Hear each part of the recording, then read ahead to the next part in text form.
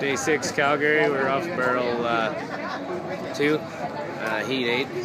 Ended up third in the heat by, I guess, a whisker, I'm not sure.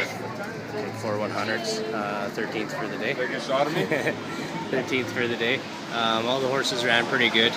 We sat Snip tonight after the horses didn't run last night. We pulled up. He came back to the barn and it tied up a little bit. In other words, he just got some muscle cramps and stuff. So we put a bunch of fluids in him, got him feeling good. He was really spry there this morning when we were walking, but we decided just to shut him down for the night.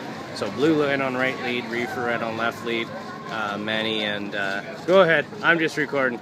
Manny and Frisco on the wheel with Ernie and Leonard on outriding. So that's about it.